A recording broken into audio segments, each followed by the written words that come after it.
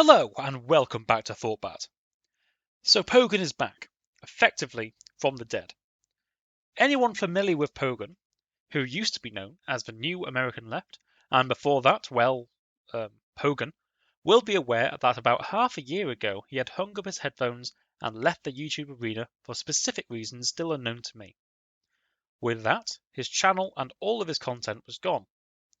Now, from about a month ago, he has since returned, started afresh, and has had no evident problems getting back into his rhythm.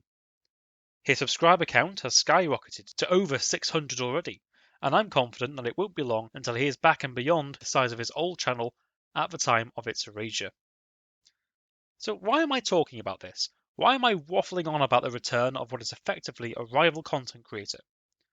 Well, recently, Pogan had a debate with a Marxist-Leninist, specifically Fellow Traveler, on whether or not the Soviet Union was a socialist country. The importance of this debate must not be understated.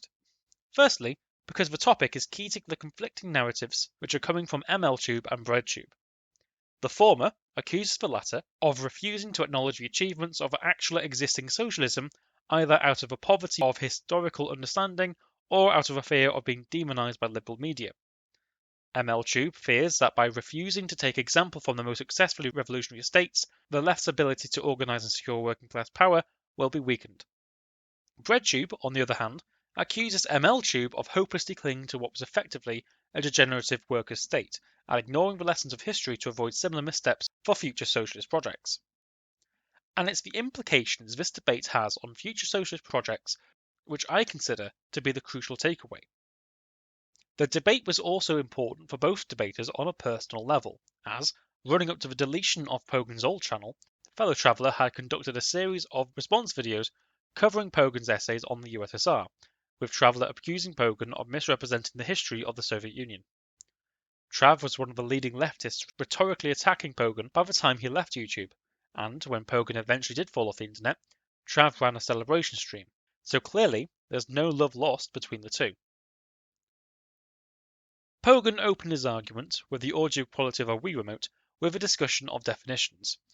Most importantly, the definition of socialism. As the debate question read, was the Soviet Union socialist? Pogan refers back to Capital Volume 3 to describe socialism as being a transitional stage between capitalism and communism, whereby the workers own the means of production through the dictatorship of the proletariat. Pogan stressed that common or working class control over the state was an essential, defining feature of socialism according to Marx and Engels. Pogan chose to cite Marx as he remains a common authority figure on socialist theory held both by himself and Fellow Traveler, which in my opinion is a very strong move. The quote Pogan gave is as follows. In fact, the realm of freedom does not commence until the point is passed where labor under the compulsion of necessity and of external utility is required. The freedom in this field cannot consist of anything else but the fact that socialized man, the associated producers, regulate their interchange with nature rationally and bring it under their common control, instead of being ruled by it as some blind power. Pogan went on to deliver his main argument, that after seizing state power, the Bolsheviks exhibited an intolerance for competing working class parties, and conducted several purges in expelling or killing party members who disagreed with party doctrine. So that brings us to the central argument. 1. In the Soviet Union, because we're discussing whether the Soviets were socialist, the Bolsheviks, although initially composed of proletariat members, quickly seized power and utilized the doctrine of democratic centralism to outlaw or suppress rival political parties and groups. Democratic centralism established ideological unity within the party by expelling or purging party members failing to submit to doctrine broadcasted by higher-ranking party officials. This means that the Bolsheviks were only representing the portion of the proletariat that happened to toe the party line, essentially. After Bolshevik political power was cemented, this continued. They isolated parts of society in terms of party supporter and non-party supporter and continuously conducted purges and expulsions of non-party members from any meaningful political discourse until really the only representation of the proletariat, if you could even call it that, in Soviet politics was the Bolshevik Party, later the Communist Party of the Soviet Union. Right? That's a good line to end on because your 5 minutes are up. Then, unfortunately for Pogan, he had mistimed his opening statement and was cut off before he really got into his critique of the Soviet Union's status as a socialist power. On the whole, Pogan's opening statement is a lot of words just to make one point. Political repression within the Soviet Union contrasts the quote about lower stage communism given by Marx. So next up was Fellow Traveler. In his opening statement, Fellow Traveler argued that the USSR successfully met the criteria set by Marx and Engels and expanded upon them. He then defined the lower stage of communism, i.e. socialism, as Socialism, or the low stage of communism, as noted by Marx, is an economic mode based on common ownership of the means of production, where the means of production are all nationalized and centralized into the hands of the state, where the economy operates according to a rational plan, and the law of value takes on a subjugated role. Fellow Traveler states that for preparation, he watched Pogan's video titled, "Was the Soviet Union Capitalist?" and first responded specifically to Pogan's comments in the chapter about socialism in one country.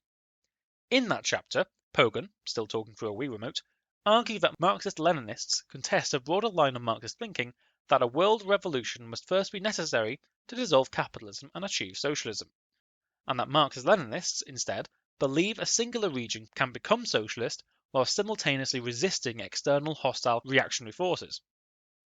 They contest the broader Marxist line of thinking that a world revolution that dissolved or abolished capitalism would first be necessary to achieve socialism. Marxist-Leninists don't believe that. They believe a singular region or society can become socialist while simultaneously resisting the external pressures exerted upon it by capitalist forces. And this is the reason why you'll see a lot of Marxist-Leninists defend things like Soviet authoritarianism, Chinese authoritarianism. They'll say things like, well, that rigidity, that authoritarianism was in virtue of socialism in one country, having to resist the capitalist forces that were being exerted upon that state. Now, I'm not convinced that this is an accurate summary of socialism in one country from Pogan's video. Socialism in one country is first and foremost not a broad Marxist-Leninist idea, but specifically a Stalinist one. After witnessing the defeats of the European communist revolutions between 1917 and 1923, Stalin's opinion on world revolution changed from positive to negative, and it was stated the proletariat can and must build the socialist society in one country. This was then backed up a year later by Nikolai Bukharin in his brochure titled, "Can we build socialism in one country in the absence of the victory of the Western European proletariat?" The Soviet Union then adopted socialism in one country as state policy. Now, this isn't necessarily a case of Stalin turning his back on Marxist tenets, but responding very directly to the failures of Western Europe. Fellow Traveler recognizes this and elaborates that, whilst ideally socialism should rise up around the world, the USSR, as a lone socialist power surrounded by hostile capitalist empires, faced a choice between capitulating to liberalism or continuing to establish socialism within their own territory. In regards to socialism in one country, yes, ideally the revolution should happen everywhere at once. However, in the wake of the failure of the European revolutions, the USSR found itself a lone socialist country encircled by capitalist powers. In such a scenario, they could either A, capitulate to liberalism and abandon the project, or B, carry out the construction of socialism anyways, and then... From the view of Stalin and of Trav, the prospect for world revolution had been killed off in 1924, making Trotsky's permanent revolution untenable. Fellow Traveler's position seems to be more in line with the historical development of socialism in one country than the one given by Pogan in his video. Proponents of socialism in one country do not believe that world revolution is undesirable, but that socialism in one country is the next best thing. On this point, I agree. Fellow Traveler also states that once in a more advantageous position, the socialist government ought to provide support for the rest of the communist world. And then once in a more advantageous position, provide direct material aid and support to the communist world. Trav also provides a quote by Lenin to further strengthen this position.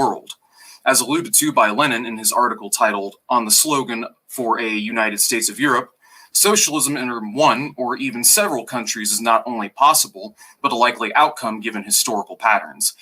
Just as it took centuries for capitalism to finally emerge from feudalism, the final victory of the proletariat will transpire over a protracted period of struggle against the imperialists, by which the socialist camp form a counter-hegemony of sorts.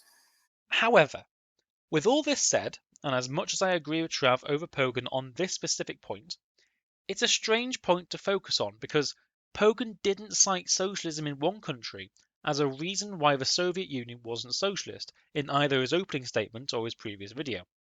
Trav here is misapplying his superior knowledge on the subject to answering the wrong question. He's answering yes to was socialism in one country a good idea, and not was the Soviet Union socialist. The second point raised by Trav is more on topic, and is in reference to commodity production. After stating that Marx believed that there would be some room for commodity production in lower stage communism, and that capitalism is not defined by commodity production, Trav distinguishes two types of commodity production seen between that in lower stage communism and in capitalism. Instead, the defining characteristic of capitalism is generalized commodity production.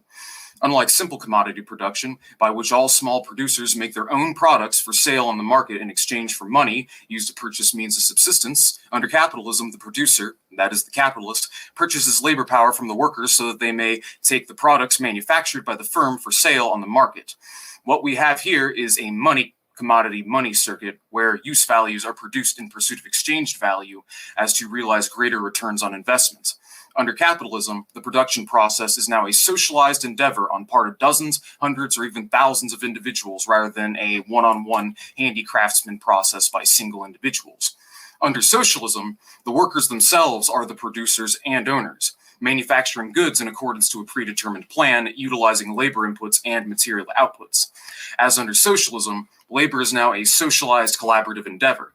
However, the circuit is instead a commodity money commodity circuit, with money taking a subjugated role and the workers being remunerated according to their labor inputs after necessary deductions are made. So let's compare and contrast these two forms given by Fellow Traveler. Simple commodity production predates capitalism and comes in many forms. Small producers can make their own products for sale on the market in exchange for a means of subsistence. We can imagine that an independent trader crafting wooden furniture and selling it on for means of subsistence. Trav doesn't mention this, but slave societies and serfdoms can also exhibit simple commodity production. Simple commodity production is effectively commodity production without wage labour. There is no exchange taking place between the seller of a commodity and the manufacturer of said commodity. With simple commodity production, we would see a commodity money commodity circuit, whereby the craftsman creates a commodity, sells it for remuneration, and spends that money on subsistence. Trav does not introduce a concept of commodity to money circuits until later on. I would add here that mutualism/market socialism would also exhibit a CMC circuit with labour as a social endeavour, as worker cooperatives exhibit no distinction between owner and employee. But enough about that for now. Generalised commodity production, that which is seen under capitalism, is effectively commodity production but inclusive of wage labour, whereby the seller of a commodity must also pay off a labourer to make the commodity for them whilst running a profit. Trav calls this a money commodity money circuit. Trav contrasts this with commodity production under socialism, whereby the workers themselves are the producers and owners, manufacturing goods according to a predetermined plan. Trav also says that under socialism, the circuit is instead a commodity money commodity circuit. Trav explains that the Soviet Union had a commodity money commodity circuit, the commodity production seen under socialism, with money taking a subjugated role and workers being remunerated according to the labour input, and being able to withdraw a means of subsistence from the social fund equal to their input. The Soviet Union did not have a money commodity money circuit, but rather a commodity money commodity circuit, since their output targets and inputs were predetermined with respect to drafted calculations. Wage labor was abolished since labor power was not a commodity. Now, a point must be made here. As stated earlier, having a commodity money commodity circuit does not necessarily mean the economy is socialist. Now, it could be socialist, but it could also be a slave economy, a serfdom, an imaginary society of individual traders, as Marx called it, or a new mode of production altogether. Trav has only proven, and adequately so in my opinion, that the USSR was not capitalist. Trav finishes this point with the flourish of Soviet social programs which benefited the working class at the state's expense. Healthcare, education, housing, and employment, and a slew of consumer goods were either free or heavily subsidized by the state. From movie directors to sports teams to scientific research bureaus, the bulk of their heavy industry and so on, the Soviets ran plenty of their enterprises at deficits to the benefit of society at large. Trav ends his opening statement with a challenge to Pogan to provide evidence that the Soviet Union had capitalists, an MCM circuit, and being driven by the law of value. For you to prove that the USSR had capitalists, that they were driven by the law of value, that they had an MCM cycle, and etc., all of your work is still ahead of you. The burden of proof lies on you to not only make this case, but to address the slew of data that I have brought here today to make my case. Now notice here, Trav is demanding evidence for the Soviet Union meeting the criteria for capitalism, as opposed to not meeting the criteria for socialism. There's a subtle difference here, as socialism and capitalism are not the only two modes of production that can be seen in a society. It is possible for the Soviet Union to have had a unique mode of production which was neither capitalist nor socialist. In fact, the whole opening statement from Trav is a response to Pogan's earlier video that the Soviet Union was neoliberal capitalist, which is a claim I personally find to be a reach, as that was the video Trav used for his preparation. Fellow Traveler has made the most excellent case as to how the Soviet Union should not be construed as a capitalist country, but he hasn't made the case here as to how it was necessarily, specifically, a socialist one. So with the opening statements out the way, our debate has moved into open discussion. For sake of time, I can't respond to every or even most of the points made in this 45-minute segment, but I will do my best to present the major points made by both debaters in a way that is both representative and fair. Right at the start of the debate, Fellow Traveler takes the lead to talk about Pogan's point about political repression. But not even 10 seconds in do we find the first interruption by Pogan, who wanted to finish off his opening statement. But more noticeably, watch how Trav willingly surrenders the mic to his opponent. Begin. All right, I have a great idea. So you brought up the political repression that takes place, right? Or basically how various opposition voices were eventually silenced. I actually, when I gave the opening statement, due to time, there were like 3 additional points of the argument that were cut off. Do you mind if I provide those, or? Yeah, go ahead. Yeah. So these opening seconds really set the tone for how the rest of the open discussion pans out, as the viewer will observe as my review goes on. After gladly accepting the mic from Trav, Pogan goes on to effectively reiterate, not add to, his point about the Bolsheviks' elimination of political opposition after seizing power, before referring back to a previous conversation Traveler had involving myself, where Trav explains that he would be in favour of a multi-candidate election taking place within a future socialist state. Note, Pogan actually misspeaks here and says multi-party and not multi-candidate, but in the chat I correct him. Pogan sees it and corrects himself a few minutes later. It is then revealed to us that Pogan had used the speaking time gifted to him by Trav to ask Trav a leading question, trying to make Trav concede that the purges and repression of opposition was not ideal. the Soviet Union made several moves quickly after the Bolsheviks seized power to essentially eliminate political opposition. In fact, you, Traveler, in a past debate, I think with Thoughtbat, who's an anarchist, even concede that in your ideal socialist society, quote unquote, there would be multi-party participation, which of course was not the case in the Soviet Union. Because I think if you are of the opinion multi-party participation would have been good, you're not going to concede or say something like, all these purges, all this political suppression was ideal, right? You're not going to say it was something you would have opted for if you were general secretary, right? I take it that's the case. Well,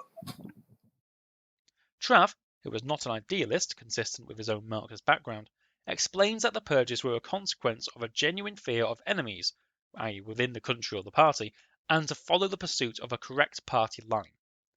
This is a reasonable response from Trav, since Pogan's last question did not ask Trav whether or not this makes a country socialist, but if he thought it was ideal.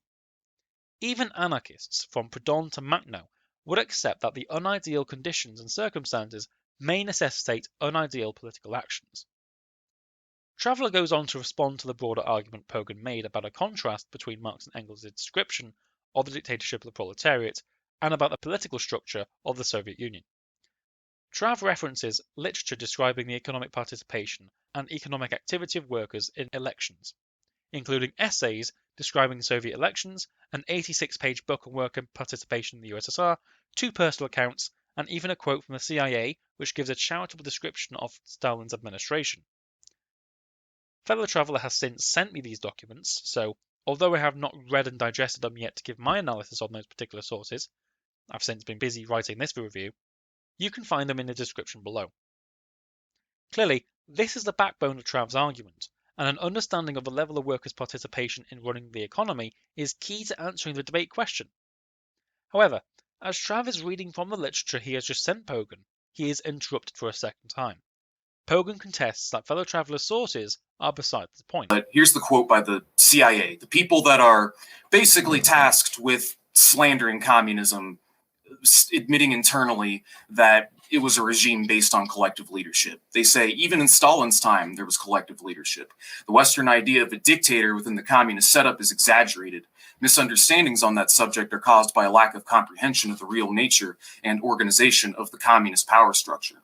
Stalin, although holding wide powers, was merely the captain of a team, and it seems obvious that I'm familiar with the actual text that you're reading, so that's fine. I don't have a frankly, this is just besides the point, because even if I were to concede to all these instances of like genuine, worker participation, genuine worker enthusiasm for the ideology of the Communist Party, the point I'm trying to make to you is more broad and more, I guess, foundational than that. Trav allows Pogan to drag the conversation back to Pogan's own talking point about the contrast between the Bolsheviks' repression of political opposition and Marx's quote. I think you'll be hard-pressed to show that when Marx and Engels are discussing the dictatorship of the proletariat's seizure of the state and means of production, what they had in mind is this very segmented and fractured and cut up conception of the proletariat, such that there's like a subclass now within the proletariat if you fail to adhere to Communist Party doctrine, and that's often sufficient for, best case, ostracization, like social ostracization. Worst case, you being fucking killed, right? In fact, it's a rerun of the opening of the conversation. Pogan stresses the contradiction. He asked Traveller if he thought multi-candidate representation would have been ideal, or if the purges would have been unideal. In the past, you said in Trav's ideal world, ideal socialist society, multi-candidate political, we'll say, I don't want to say infighting because that implies like there's aggressiveness. Multi-candidate political participation would have been fine in your ideal situation, right? Yeah. And Trav separates himself from idealism. Yeah. Ideally, it would be. But we're talking ideals. So is that to say Pogan here, although taking Trav around in circles, is insisting on focusing on his point about political repression for two reasons. One, that's clearly the argument Pogan has prepared for, and two, it's not the argument Trav has prepared himself for after presenting his own case and literature. By Pogan insisting on this point, he is showing that he attributes to it a degree of importance, and the audience necessarily follows suit.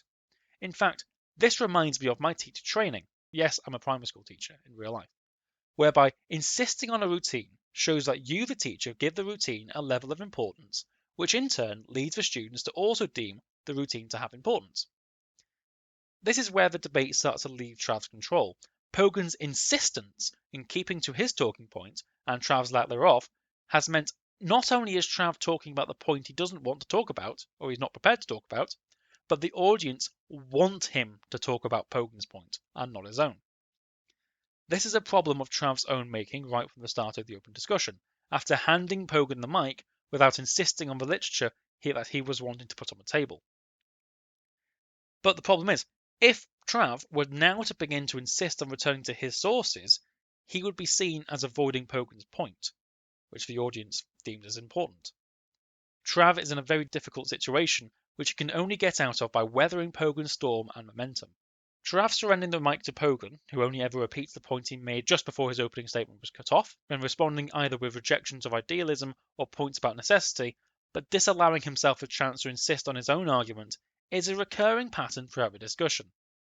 About 20 minutes of this cycle passes, and Trav finally argues that the problem of political purges is not relevant to the question of whether or not the Soviet Union is socialist. I just feel like this whole thing's a huge red herring, though, because, they engaged in political repression, and we have to take it on a case-by-case basis as to whether or not it was justified. But it's ultimately irrelevant to the facts of the interworkings of the way their economy actually. That doesn't matter. It doesn't actually. Yes, it does matter. If the topic is that like, absolutely does matter. Broadly speaking, I think Trav is correct here. Pogan agreed earlier that the repression of reactionary parties, like Nazis, would be necessary. Just because a political faction coming out of the proletariat is repressed, it doesn't mean that the country isn't under the general proletariat control. The proletariat can indeed consider some sections of it to be acting contrary to their own interests, and therefore ought not to be given political power. Trav also raises an interesting point that we don't actually know what Marx and Engels would have thought about political repression of left-wing opposition. I would add here that we can only go off of what they said about the dictatorship of the proletariat, and there's nothing to say that the dictatorship of the proletariat would not involve ejecting minority factions from the state apparatus. I can relate this back to my own position. If a workers' cooperative sacked a couple of workers because their behaviour was counterproductive, that is fully compatible with the notion of general employee ownership of the company. To help himself out, Trav needed to emphasise this point, but he fails to do so. This doesn't mean that Pogan's argument is without basis. In my second debate with Traveller, I did question the idea of a single-party state, whereby the higher-ups of the party arbitrated who could or could not be a member of the party and participate in the process of democratic centralism, and how this effectively makes a party run by ideologues instead of the general proletariat, and how the proletariat outside the party could have clashing interests with those participating in what is ultimately an insular decision-making process. I've said Vanguardism relies on ideological purity throughout the party. And so the whole concept of a vanguard party is you need to have a group of people who are going to put out a rigorous platform for which the country is going to follow. Yeah. So this is going to require a certain degree of ideological purity. And this means that worker access to political power must be restricted. Otherwise, we'll see some heavy or severe party splits. It seems to me that these vanguardist movements end up disagreeing on how the society should be taken forward. And so we've seen in Britain especially, these communist groups having an argument over what should be done and then just splitting. I don't know if this is a problem in America. Are you asking like how to prevent splits? Because no, not quite. Because I know how splits are prevented when these parties come to power. So when these parties are in power, they typically go through purges. They keep people out of their movement to enforce its ideological purity. So my question is, how does this reconcile with the general idea of a dictatorship of the proletariat? Yeah. Trav is able then to link the conversation back to his literature and is able to stay on the topic for a significant period of time. Pogan even tries to interrupt and tell Trav that he's already said this. I can at last get to these two direct first-hand accounts of the way their political system actually worked on the ground. Millions of people actively participated in the planning process in the early Soviet Union. They partook in elections, volunteered for party work. They had a direct hand to play in the construction of socialism. Yes, Trav has already said this, but it hasn't been discussed. Pogan hasn't addressed it, which is why Trav is desperate to switch the topic back to his argument. As Trav is reading his quote, Pogan interrupts him again and once again asks Trav whether the political repression of members of the proletariat is reconcilable with Marx's description of lower stage communism. And I've got some quotes from Anna Louise Strong to talk about her first-hand account. Quote, "Month by month in the past 12 years, I've seen campaigns and continuous efforts to draw wide popular masses into these governing tasks. Every kitchen must learn to rule the state." This slogan of Lenin served as a carrying call to millions of suppressed illiterate women. If eternal vigilance is the price of liberty and vigilance is relaxed as a source of democracy woes, then eternal participating activity is the price of socialist order. And it is the harder task factory hands, housewives, farm laborers, office workers, the great working masses had to be stirred, prodded, energized into active part and rule. production meetings after work discuss shop problems, what holds back production, etc. for the coming year. These discussions are enlarged on a factory scale. They get up from factory to central office for the trust. Word comes down to the shop again that the country needs certain new machines. Respectfully, this is just kind of like, I understand what the point is. You're just kind of reading the phone book. What I'm trying to get you to talk about, or at least concede, is that we can only go by the text that we have, right? Marx, Engels, these guys are dead. Do you think what they're describing when they talk about proletarian ownership of the state and means of production through a dictatorship of the proletariat is reconcilable with taking swaths of the proletariat and oppressing them or expelling them from the ruling party, or in some cases executing them, despite them being proletarian communists, right? Merely for disagreeing with ruling party doctrine? Expectedly, Trav rejects idealism again, saying it's not about what he wants, but it's about doing what is necessary to maintain the regime. Pogan repeats back this last part, as this was, optically speaking, a poor choice of words from Trav. Trav's explanation failed to link the necessity of the Soviet Union's actions back to its socialist project. I'm not sitting here saying that every instance when people were censored or repressed, it was justified, but the point is that you're doing two things. It's not about what I believe. It's about what needs to be done to maintain the regime. And the sense was that to maintain the regime, to maintain the government, to maintain the but the regime can be maintained in the way that you're describing. And it could still not be a socialist regime. Instead of what's necessary to maintain the regime, Trav could have said what's necessary to secure a socialist state, or a socialist state, even if flawed, is better than no socialist state whatsoever. This alternative choice of wording would have massively helped Trav, but instead his carelessness only repels the audience to Pogan's side. Pogan elaborates on why he doesn't accept Trav's answer. I understand that you want to say, I'll just quote you directly, some of these actions in your view were necessary for the maintenance of the regime. The problem is, saying that these actions were necessary for the maintenance of the regime does not elucidate as to why we would construe that regime to be socialist. And Pogan reveals that he's actually set Trav an impossible task.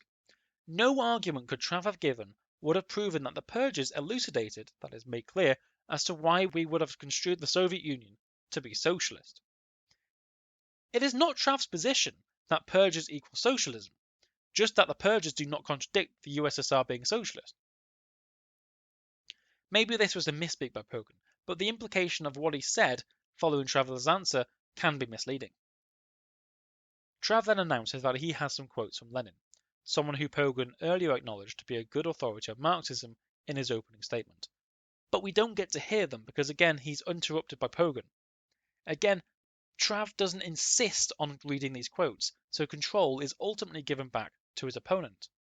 I have some quotes of my own. Ooh, what do I got here? Some quotes by Lenin. Well, I mean, can we, before we move on to that, with respect to the quotes from Marx and Engels that I referenced, where they're talking about a dictatorship of the proletariat, would you agree that, at least in the context of what they were talking about, the Soviet scenario with the Communist Party of the USSR was not the same as a Marxist conception of a dictatorship of the proletariat?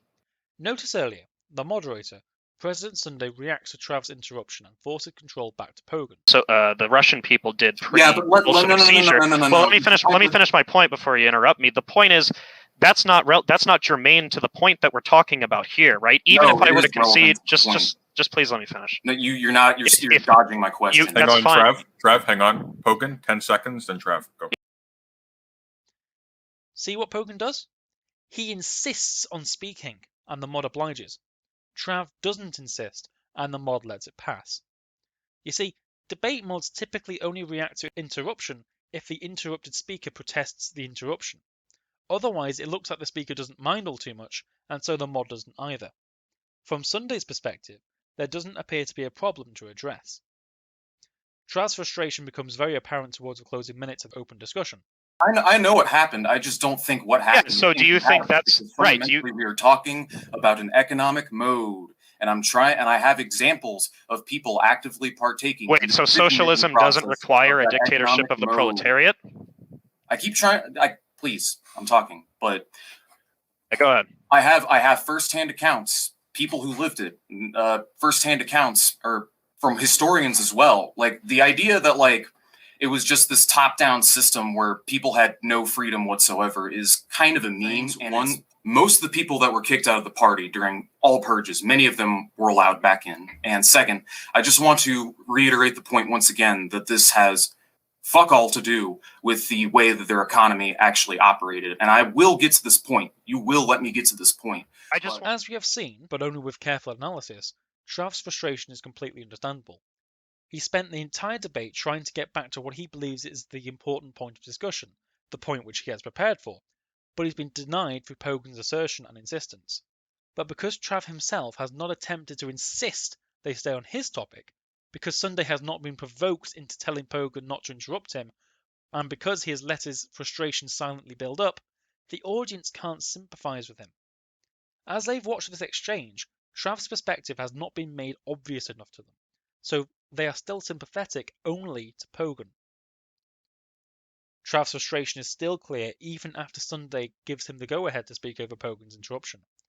After a long pause, the sentence which is finally uttered refers to 3 points unrelated to each other. The first is the accounts that Trav has wanted Pogan to talk about all debate.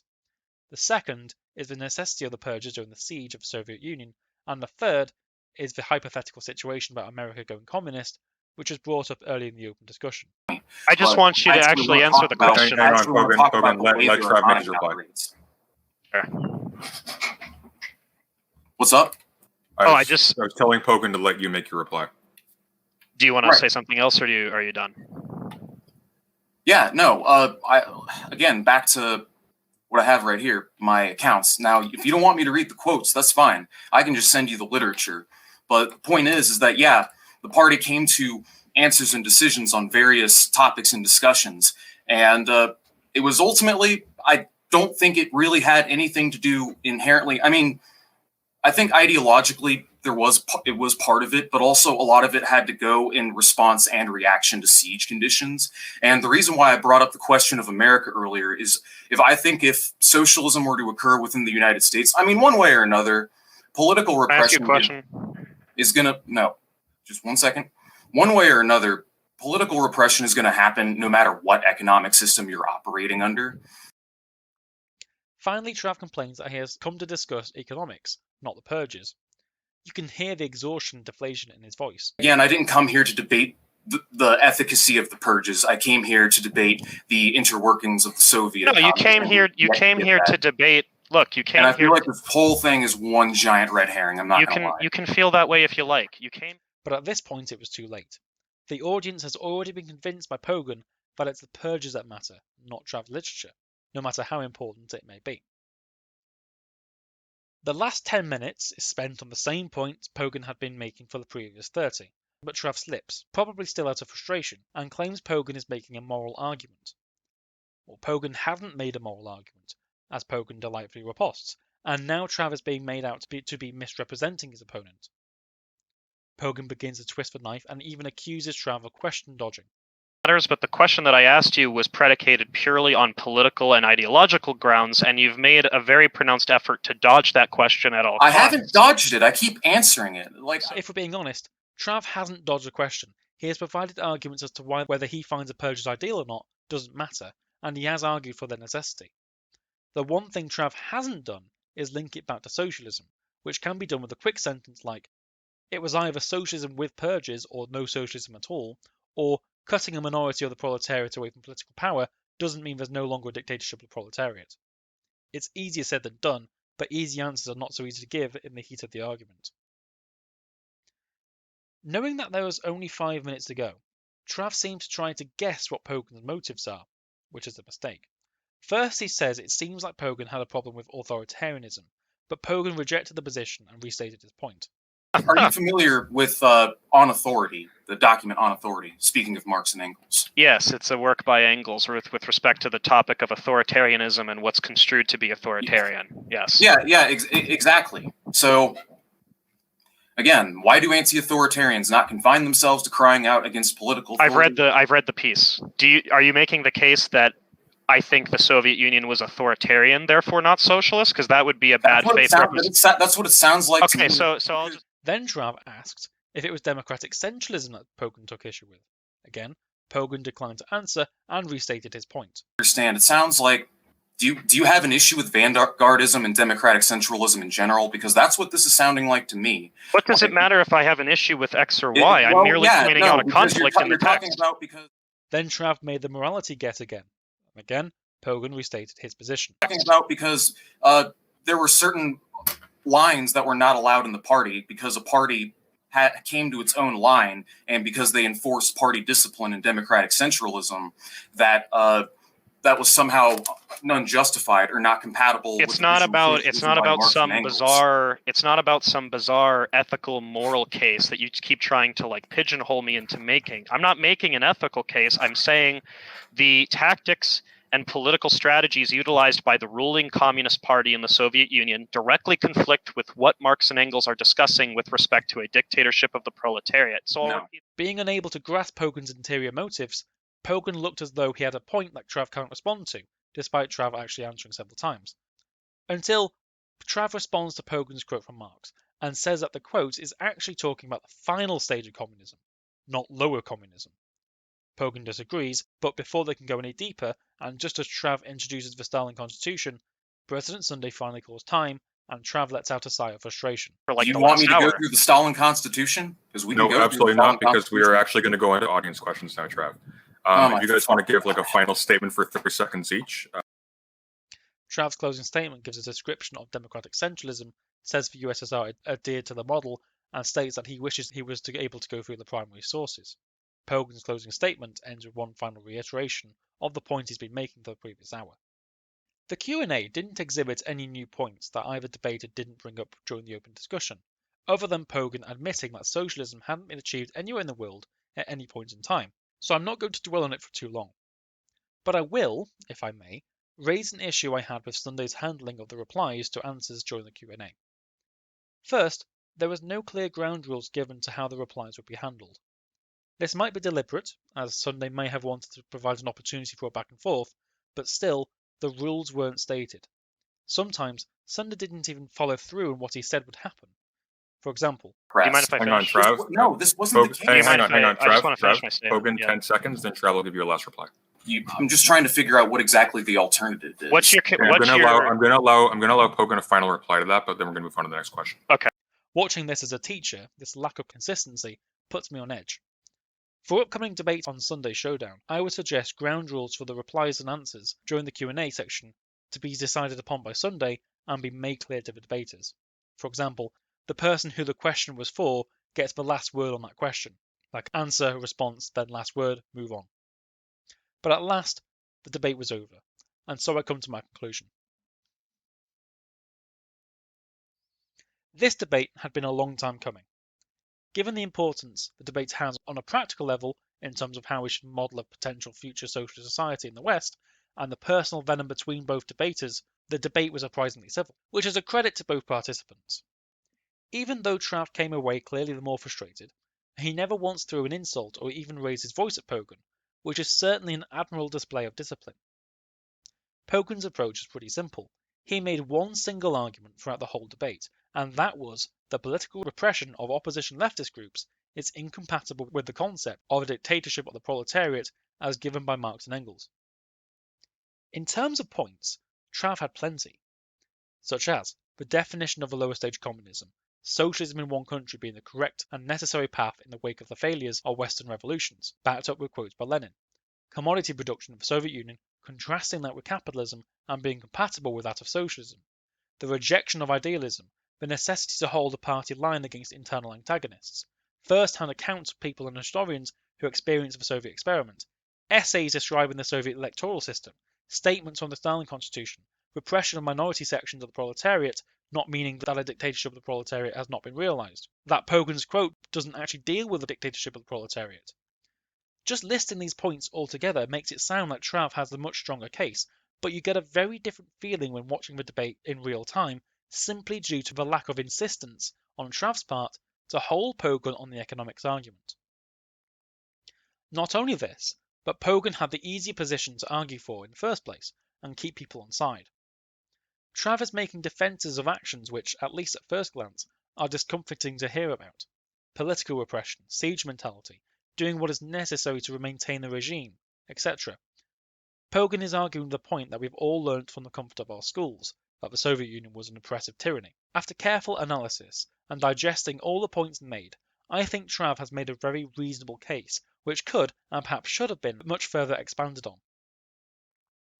However, my reasons for not considering the Soviet Union a socialist society are different to the ones Pogan gave, and are not relevant to this video now. I operate using different definitions used by the two debaters here, and according to Pogan's definition, I have to concur with fellow traveller that there is nothing to say that cutting a portion of the proletariat out of a decision-making process negates the concept of dictatorship of the proletariat, the same way as a cooperative sacking some employees doesn't mean that the cooperative isn't worker-owned. From the anarchist standpoint, it felt like I was watching a debate between someone who is pro-division of labour and someone who is against. Let me explain. The former is focusing on the high productivity, which is dependent on specialised workers, and the latter on the misery of the worker experiences when his work is reduced to one single action for the 14 hours a day. They are both identifying a very genuine contradiction within the labour theory of value. So what I'm trying to get at here is that Trav and Pogan are exploring an inherent contradiction present in the Marxian transitional state. In order to adequately serve the socialist cause and lead society from one mode of production to another, it must adopt a rational plan and hold its members to a party line, just like modern-day Western parties do. Members who are antagonistic to the programme are also necessarily jeopardising it, and therefore suspension on ideological grounds is necessary. Thus, then, the party isolates and alienates itself from the wider working class. Multi-party elections are no remedy, as this implies rule by one party against one or more party lines looking to oppose themselves on all who disagree with it on ideological grounds. This is a simplified view of why I have no confidence in state socialist movements, and it's on this point I have challenged Pogan to debate me next weekend. So, all that being said, Pogan, your debate with Marxist-Leninism is over. Your next opponent is anarchy.